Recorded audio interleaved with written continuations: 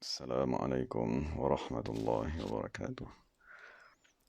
Bismillahirrahmanirrahim. Alhamdulillahi rabbil alamin. Wassalatu wassalamu ala sayyidil mursalin wa ala alihi wa sahbihi ajma'in. Rabbi shrah lana sudurana wa yassir lana umurana. Wahlul 'uqdatam min alsinatina yafqahu aqwalana.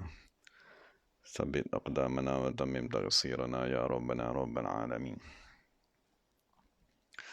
لا حول ولا قوة إلا بالله العلي العظيم. لا حول ولا قوة إلا بالله العلي العظيم. لا حول ولا قوة إلا بالله العلي العظيم. أما بعد. اللهم صل وسلم وبارك على سيدنا محمد وعلى آل سيدنا محمد.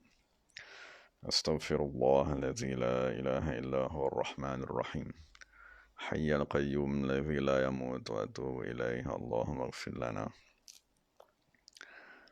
Assalamualaikum warahmatullahi wabarakatuh.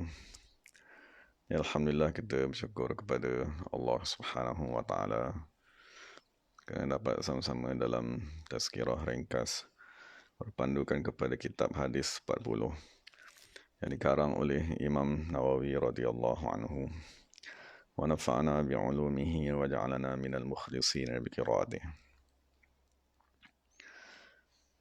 Jadi kita sampai pada perenggan ketiga daripada muqaddimah Imam Nawawi. Jadi Imam Nawawi dalam muqaddimah ni menyatakan beberapa nama sahabat-sahabat baginda sallallahu alaihi wasallam. Dari pertama yang dinyatakan adalah Sayyidina Ali bin Abi Talib.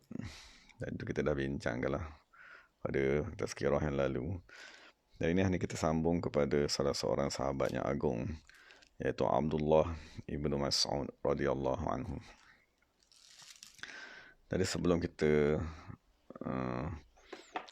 membaca riwayat hidup Abdullah ibn Mas'ud radhiyallahu anhu, jadi secara umumnya mereka yang bersama-sama dengan Nabi sallallahu alaihi wasallam diistilahkan sebagai as-sahabah, sahabiyun jalil. Jadi lafaz sahabiyun jalil, sahabat itu, maksud kita dalam bahasa Malaysia pun kita gunakan lafaz sahabat juga. Dan lafaz sahabat dia berasal daripada makna bersama-sama. Jadi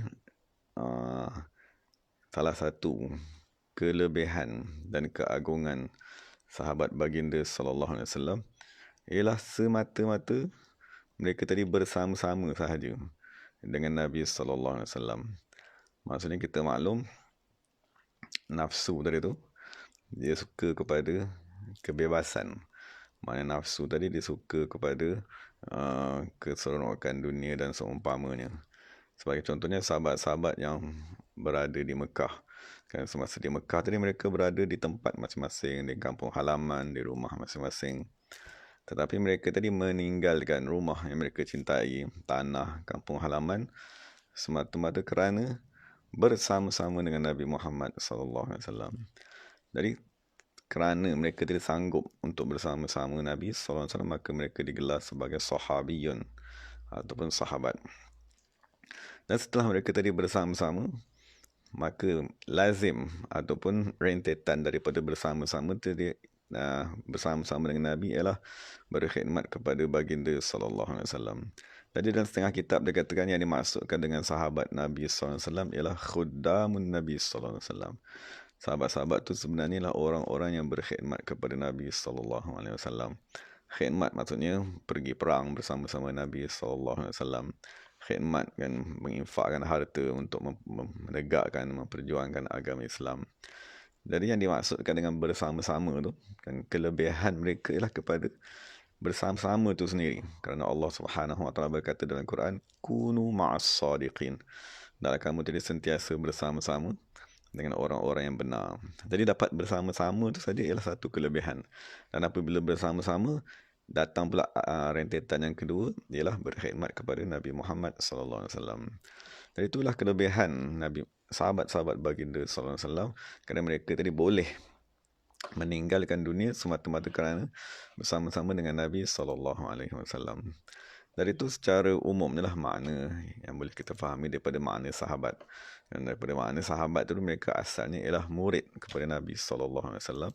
Tapi mereka tadi berjaya melawan segala yang mengganggu, lalu bersama-sama dengan Nabi. Dan apabila mereka tadi telah istiqamah bersama-sama, maka mereka berkhidmat kepada Nabi SAW.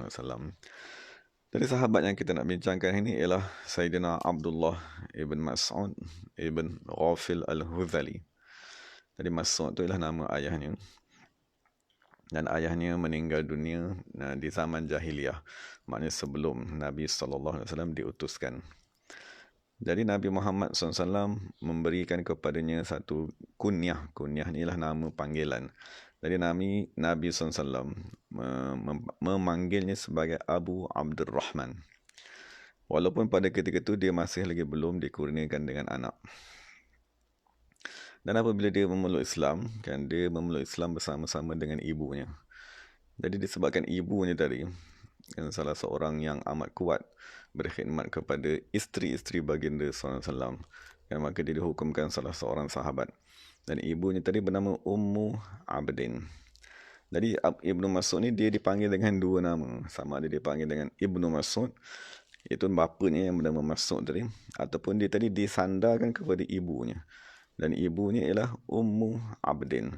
Jadi kadang-kadang kita kata Ibnu Mas'ud ataupun kita kata Ibnu Ummi Abd.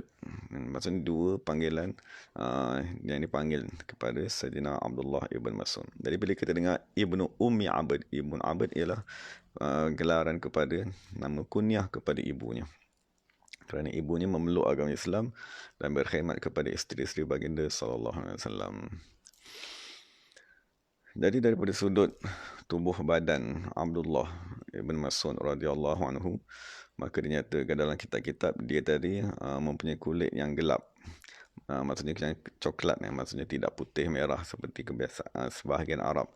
Dan daging ataupun amat kurus dan rendah, kan. Dan dia tadi mempunyai dua garisan hitam di bawah matanya kerana kerap menangis.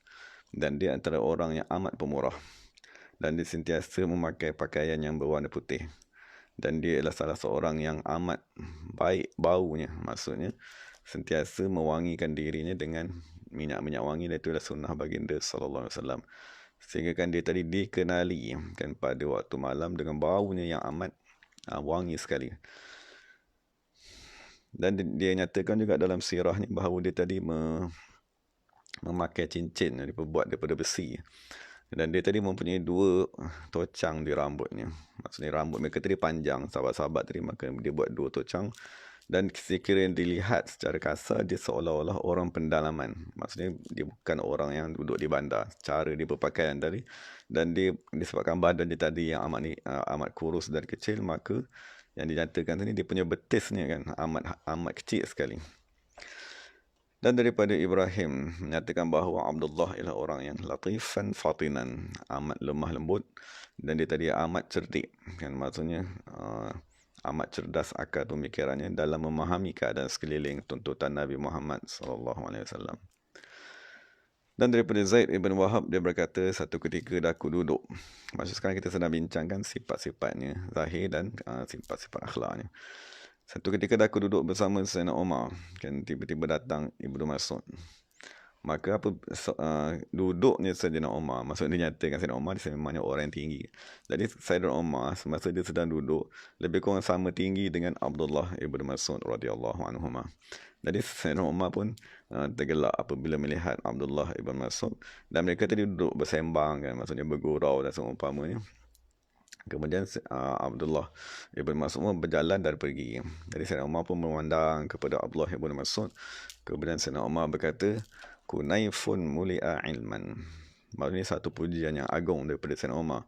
Kunaif tu maksudnya satu bekas. Diibaratkan Abdullah ibn Mas'ud tadi sebagai satu bekas, kan bejana, muli'a ilman, yang dipenuhi dengan ilmu daripada Nabi Muhammad SAW.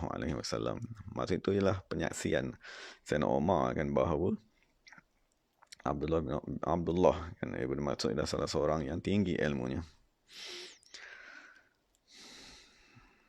Dan salah seorang Abdul Rahman Ibn Yazid, dia berkata kepada salah seorang sahabat Nabi Huzaifah, dia berkata, cuba kamu ceritakan kepada kami orang yang paling dekat, kelakuannya, sifatnya, caranya, percakapannya, cara dia tadi bergerak dan seumpamanya, orang yang paling dekat sifatnya dengan Nabi Muhammad sallallahu alaihi wasallam.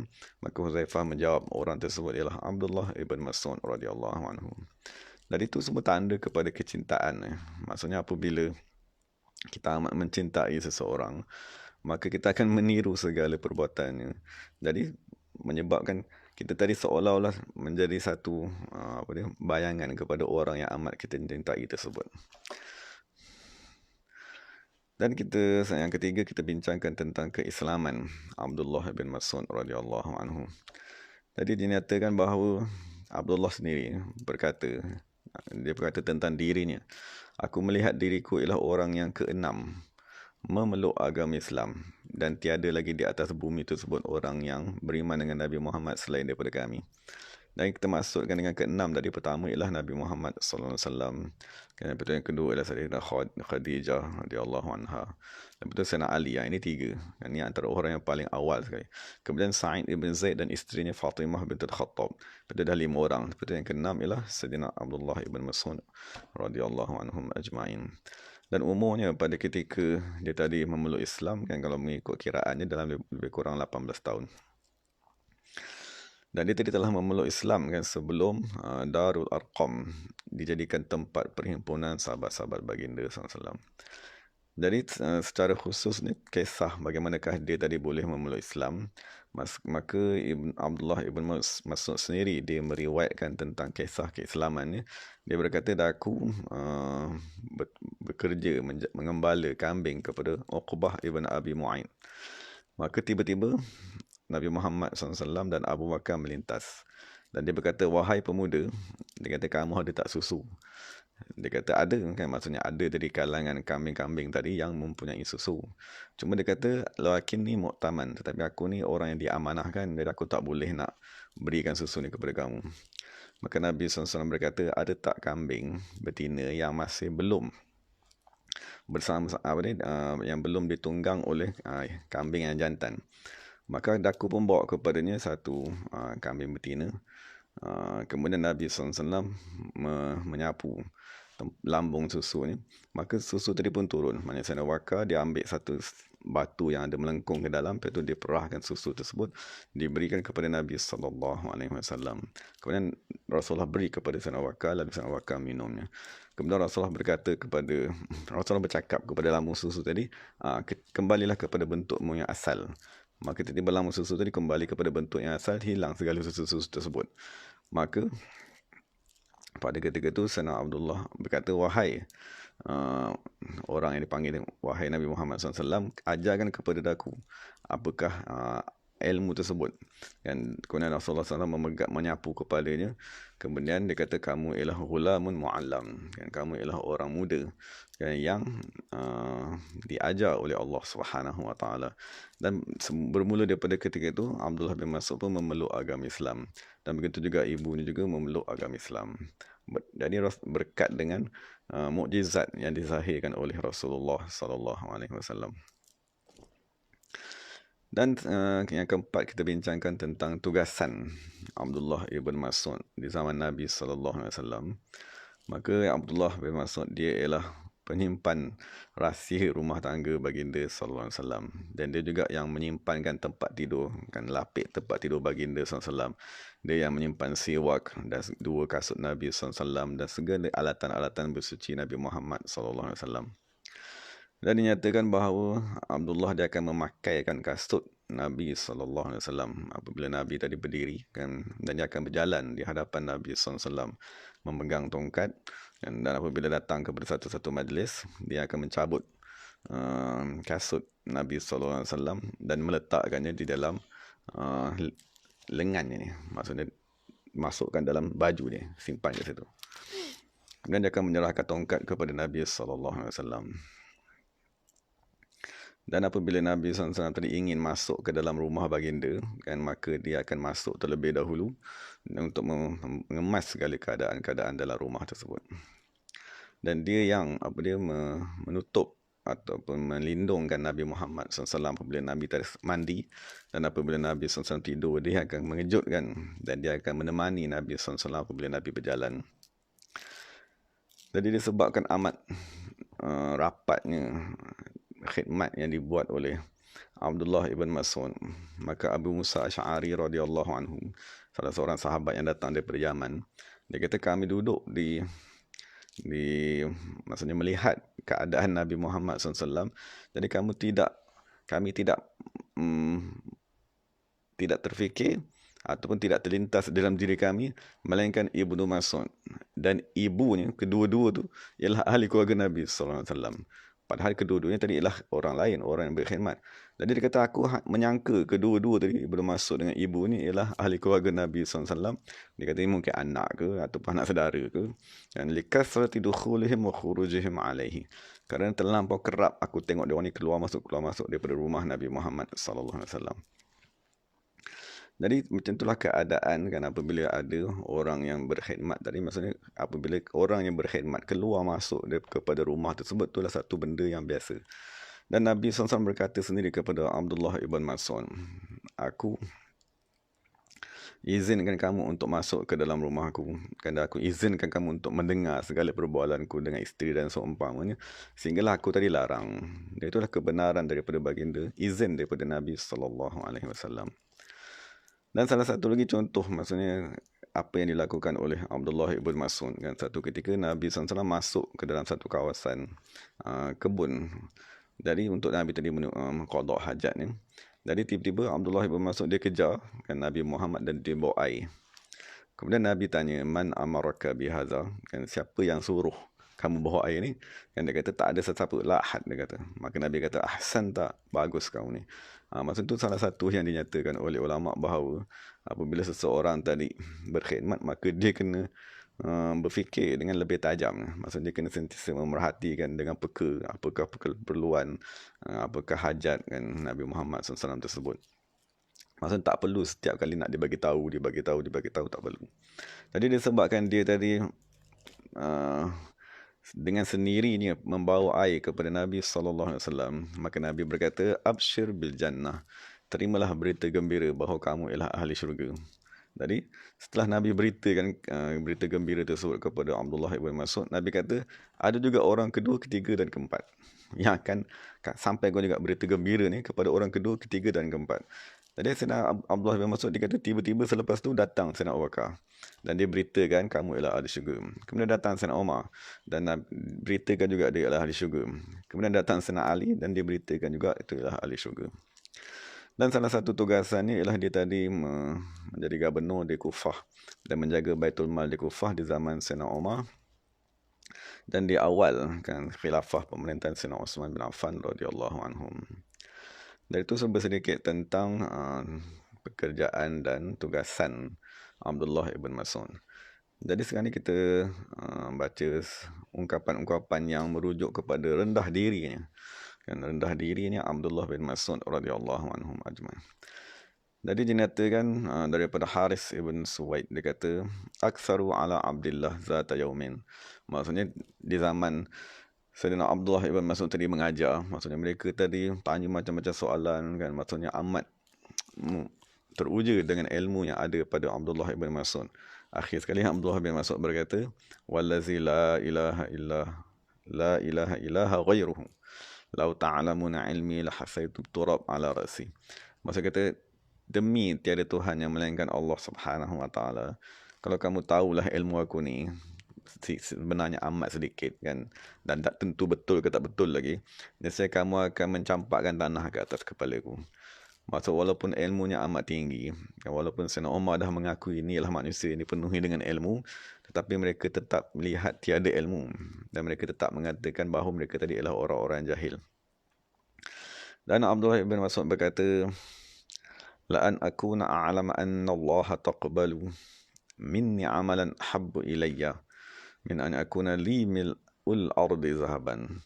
Maknanya sekira aku tahu Allah Subhanahu wa taala menerima satu amalan saja daripada aku.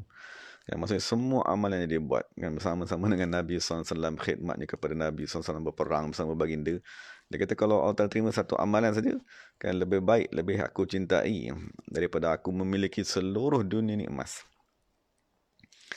Dan Abdullah juga berkata, "Lau ta'lamuna zunubi ma tabi'ani minkum rajulan."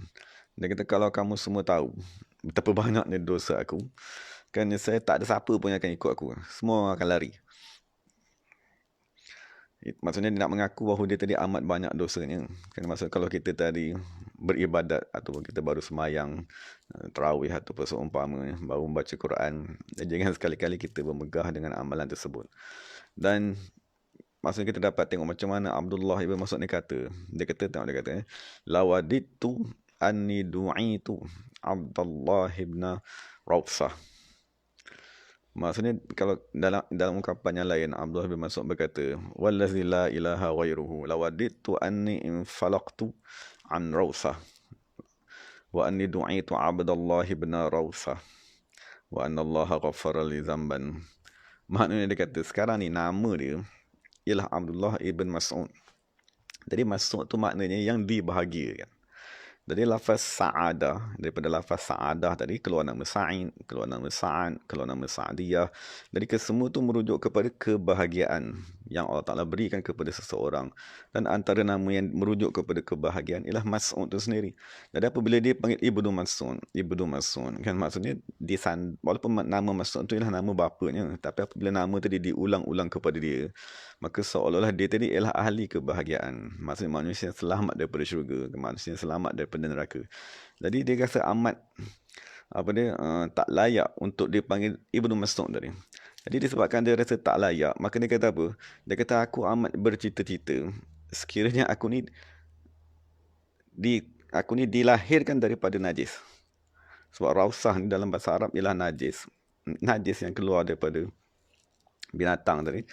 Maka dia kata aku kalau boleh biar aku ni beranak daripada najis sehingga aku dipanggil Abdullah bin Najis, dia kata. Maksudnya dia kata nak elakkan daripada aku ni dipuji-puji dengan Ibnu Mas'ud dia kata. Itulah yang betapa dia tadi amat menghina dirinya.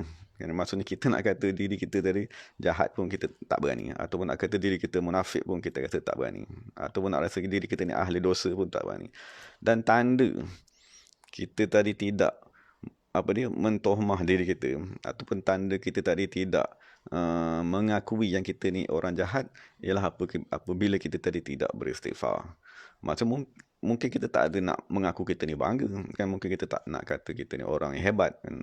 Tapi kita sebenarnya menzahirkan yang aku ni tak ada dosa, yang aku ni orang baik, kan, yang aku ni orang hebat apabila kita tadi tidak beristighfar. Kerana beristighfar tu ialah mengaku diri berdosa. Apabila kita mengaku diri berdosa, barulah kita baca astaghfirullah, kan, minta ampun daripada Allah. Astaghfirullah. Jadi istighfar tu dia membawa makna yang kita ni jahat, kan, membawa makna yang kita ni ahli maksiat, kan, yang membawa makna kita ni najis, kan, kita ni lebih jahat lagi. Jadi sebab itulah kita istighfar. Jadi kalau kita tak ada istighfar tu, maka kita kena berhati-hati kerana dikhawatiri sifat sombong tadi yang akan datang. Dan Abdullah bin Mas'ud berkata, "Lau sakhirtu min kalbin la khasyitu an akuna kalban." Dia kata kalau aku tadi merendah-rendahkan kambing, bukan merendah-rendahkan anjing, dia kata. Maksud kalau ada anjing kurap ke apa yang melintas sebelahnya, lepas tu kata ini anjing, makhluk tak guna, kan, ataupun ini anjing, kan, makhluk yang hina, dia kata la khasyitu an akuna kalban. Aku takut sesudah aku yang jadi anjing, dia kata. Dari itulah maksudnya dia kata dia tiada menghina mana-mana makhluk Allah Subhanahu Wa Taala. Dan dalam rendah diri yang lain yang dinyatakan oleh Abdullah ibn Mas'ud, dia berkata,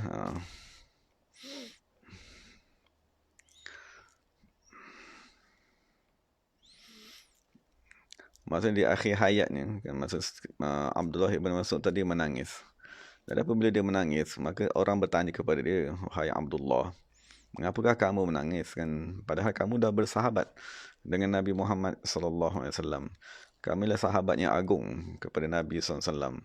Jadi dia kata, "Wa kaifala abki." Dia kata macam mana aku tidak menangis.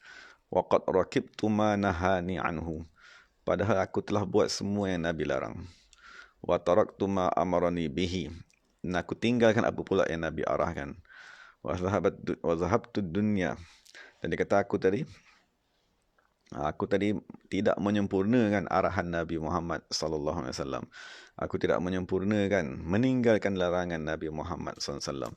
Jadi dia kata, uh, segala uh, rantai-rantai yang menarik manusia tadi ke syurga, maksudnya ke neraka, maksudnya rantai syahwat, kan, rantai nafsu, keluarga, menggah diri seumpamanya, masih berada lagi di tengkuk-tengkuk ni. Jadi dia kata tak tahu. Kan sekiranya perkara tadi ada kebaikan, maka kebaikan daripada Allah Subhanahu Wa Taala. Sekiranya perkara tadi jahat, maka kejahatan itu daripada diriku sendiri. Jadi itu beberapa ungkapan daripada sahabat yang agung Abdullah ibn Mas'ud, dan salah seorang yang paling awal memeluk agama Islam, tetapi dia tetap merendahkan diri, kan, sehingga dia tadi mengungkapkan ungkapan-ungkapan yang dia nyatakan pada diri ini sendiri. Dan mungkin kita berhenti dahululah, maksudnya insyaAllah nanti kita sambung beberapa fasal yang lain. Jadi itu beberapa yang dapat kita bincangkan lah tentang Abdullah ibn Mas'ud radhiyallahu anhu, tentang asal usulnya, kelahirannya, dia memeluk agama Islam dan khidmatnya kepada Rasulullah SAW, dan ungkapannya dalam dia tadi amat merendah diri walaupun dia tadi ialah sahabat. Jadi itu semua tujuannya ialah pengajaran kepada kita, kan, maksudnya kita jauh, kan, daripada Nabi SAW, kan, maksudnya kita jauh daripada sahabat-sahabat, maka jangan sekali-kali kita ada membangga diri terhadap manusia yang lain.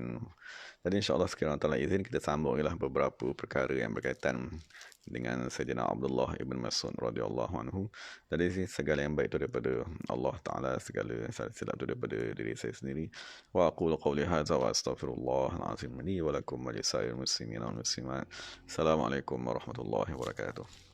Bismillahirrahmanirrahim. Alhamdulillahi rabbil alamin. Wassalatu wassalamu ala sayyidil mursalin wa ala alihi wa sahbihi ajma'in. Rabbana atina fid dunya hasanah wa fil akhirati hasanah wa qina adzabannar wa qina adzabannar wa qina adzabannar wa adkhilnal jannata ma'al abrar ya sayyid samtari wa far ya rabbal alamin. Sallallahu alaihi sayyidina Muhammadin nabiyil ummi wa ala alihi wa sahbihi wasallam. Alhamdulillahi rabbil alamin. Taqabbalallahu minna minkum. Terima kasih kepada sahabat-sahabat semua. Moga Allah Ta'ala pelihara kita semua.